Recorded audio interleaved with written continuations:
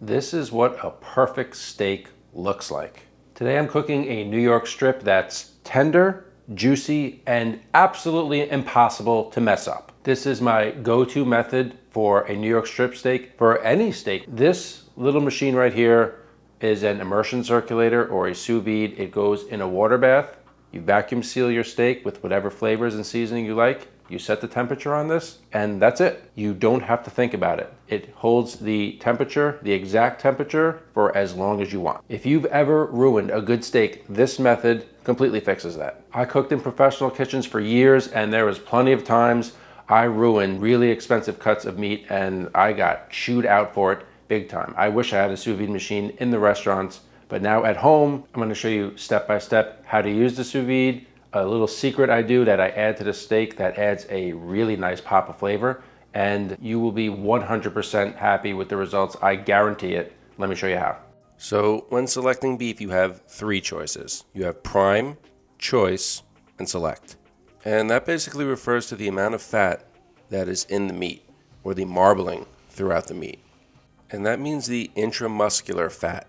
Not a big fat cap. That doesn't mean that it's going to be tender and juicy. These are prime steaks, and you could see the marbling throughout the steak. A prime steak is going to be tender and juicy because fat is flavor.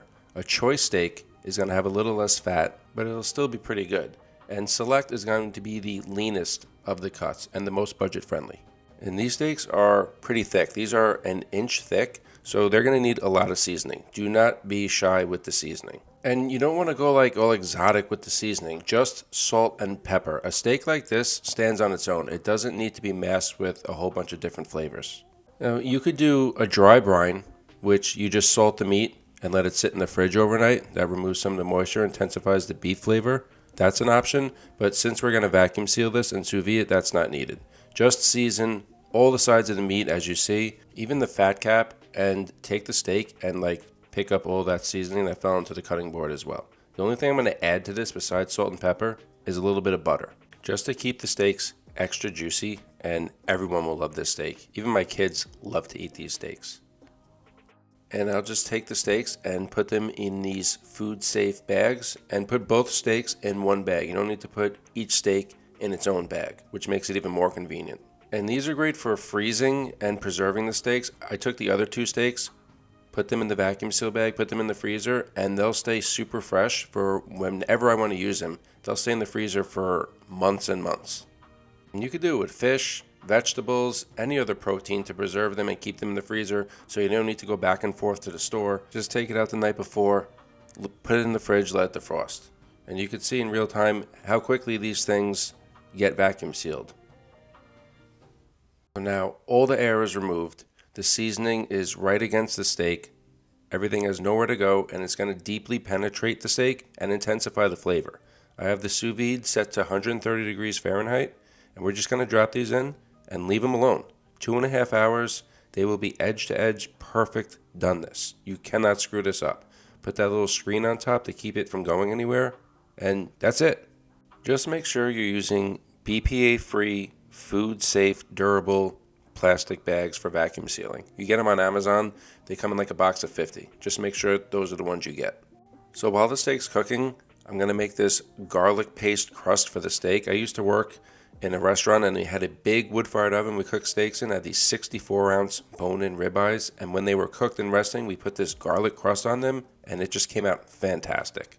Just take your peeled garlic, put it in a container like this, cover it with oil, a little bit of salt and pepper, into the oven, 325 Fahrenheit, about 45 minutes until they're golden brown like this. Then I'm going to remove enough garlic for the two steaks, keep the rest for another recipe, and save that oil. Do not throw that oil away. It tastes delicious, and you could use it with anything you're using olive oil for. I'm going to add a bit of good sherry vinegar into the paste here and set that aside. This is ready to go. Check on the steaks, and these are ready to go as well. 2.5 hours, take them out, and very important step here, let them sit, and you want to pat them dry. We want them as dry as possible because we're going to put them in a smoking hot cast iron pan and give it a nice sear. Of course, the barbecue works. You could put them under the broiler. You just want to make sure they get a nice sear, whichever method you choose to use. I like my big cast iron pan because it gets super hot and it gets very evenly heated. So I'm going to use avocado oil. It's a neutral tasting oil. And you want to make sure the oil is smoking. Do not be afraid to let it smoke. That is what you want. That's how you know the steak will not stick and it will develop a nice golden crust. And the other important step, once you put them into the pan, do not touch it. Do not try and move it. Leave it alone 1.5 minutes minimum. If the pan was hot enough and you left the steak alone, after 1.5 minutes, you should have something that looks like this. Perfect, even, golden brown crust, beautiful on both steaks. Same thing on the other side, 1.5 minutes. Let the steaks do their thing, and these will be ready to enjoy. And since we sous vide them, there's no resting time, none of that. It's ready to cut into right away. Also, one thing before I take them out, I like to put them fat cap down and let that fat render out just a little bit and get some browning on it. The fat cap on the New York strips is pretty thick, so it's going to protect the meat from overcooking. And that is a beautifully, perfectly cooked prime New York strip steak. Now we take the steaks, put them on the cutting board, and take that roasted garlic puree and put a thin layer on each steak. This is the final added pop of flavor that really separates these steaks from an ordinary, just in the pan steak. Now I don't want to cook the steaks anymore, and the broiler in the home oven isn't strong enough, so I'm just going to use the torch here and have that garlic crust up a bit. And that's the final step for these New York strip sous vide steaks. Just cut into these and enjoy. I hope you enjoyed this recipe for sous vide New York strip steaks. And if you want more great beef recipes, check out this video on the screen for my beef bourguignon.